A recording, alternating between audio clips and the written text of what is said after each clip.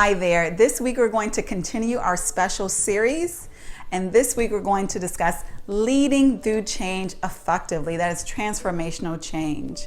And I want to make a note, even though I don't elaborate on it in this specific video, leading through change includes global expansion. I know that has been a major focus. However, with the pandemic, many leaders have shied away from that and focused on more mere survival. But I don't want you to be caught off guard in the near future when it's going to be increasingly important, once again, being equipped to globally expand effectively, because that is an inevitable part of being a modern leader in modern times. So we've seen recently very large organizations and major leaders either pivot very quickly or downright fail to survive, unfortunately. So due to popular demand, we've been discussing these major challenges. So we discussed first and foremost the important steps that any organization should take in order to increase diversity. And also, due to popular demand, in the second week, we shared a step-by-step approach that organizations should take to re-engage their teams from the dismantling that has been caused by COVID-19. And now it seems most appropriate to address overall leading through transformational change effectively. So that's what we're going to talk about today. So while I worked with leaders to effectively lead unexpected change as well as transformational change for more than 15 years now, I have to admit I have never seen a year like the one that we've experienced. This is unprecedented in my career as well as in my lifetime. We know that change is constant. We teach it. We should have already known that adapting to change and leading change are among the top most important leadership competencies. However, given recent events, most would or should agree that leading through change is not one of the top leadership competencies, but the most important leadership competency. The ability to lead effectively through change assumes that you can adapt your leadership style and decisions quickly to reflect the current needs of your organization and your respective marketplace. So there are 10 steps to leading through change in my change leadership model. However, for the sake of brevity, I will review 4 of them in this vlog. So number 1 is to continuously learn. This is a step-by-step process that should be indefinite. And that is to continuously learn as a leader before a change occurs, during a change, obviously, and even after major changes. This is important because when change arises, even leaders are humbled in that they often do not know what they don't know. So the more abreast that leaders are and stay regarding the needs of their market, as well as the new skill sets and the tools that are new and current in your industry, the more adaptable you will be when unexpected change occurs. Let me use remote leadership in operation as an example. So there were some leaders who insisted upon mastering remote leadership and remote technologies prior to COVID-19. For those leaders, the process of transferring their team to a remote one was far less stressful than for those who were doing it for the first time.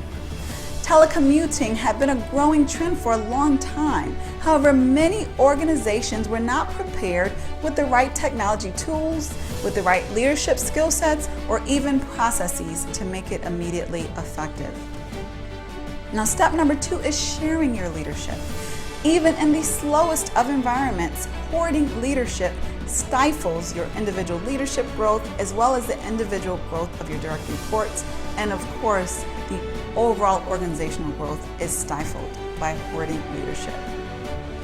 Driving change can be a full-time job in itself. So when a leader is driving change, especially unexpected change, there should be an understanding that responsibilities will need to be shared by the leader.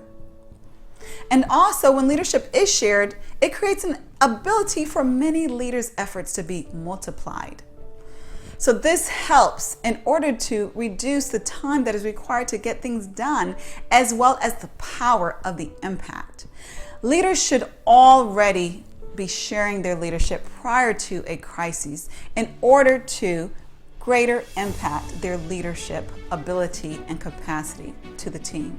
Otherwise, team members may not be skillfully prepared to share leadership when it's really needed during a time of crisis. During a time of crisis, there isn't time for an excessive number of meetings, for leaders must use swift courage to make important decisions or else opportunities will be lost.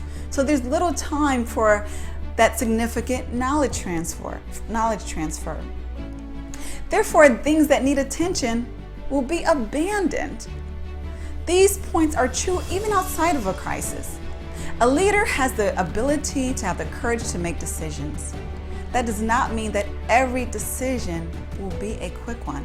However, leaders generally should be able to know the right questions to ask, the correct information to obtain, and to assess information more quickly so they can make decisions more quickly. And number 3 should go without saying. However, I will say it because it's very important and many people still need the reminders. And that is to communicate intentionally and often. During significant change, those who follow you are grasping at every word that you say. Therefore, ensure that there is a strategy regarding what you speak. Not to contradict that, but communicate even when you don't know. It is okay that you do not know. That is better to say, I don't know, than to say nothing at all. In silence, stakeholders will make up their own scripts. Employees will make up their own scripts. In silence, stakeholders and employees will assume the worst. And you don't want that to happen. Number 4 is to remain loyal to your principles. Principles and values are practices that are the correct choice of action regardless of the context, regardless of the situation.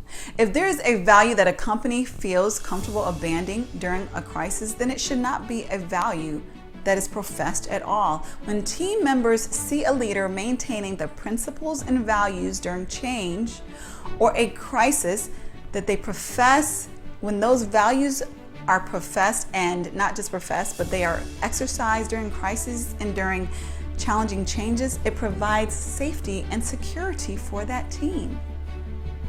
This is very important in order to maintain some level of stability that is needed in order to maintain overall stability for the organization.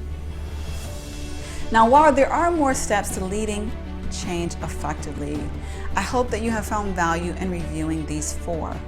So next week, I will be sharing information regarding a modern leadership program. This is going to be a very special program that I will be offering because it will focus specifically on what is needed to effectively lead in modern times. The roles and responsibilities of leaders in this modern world contrast quite significantly than those of yesterday. The program will develop leaders to be effective next-gen modern leaders.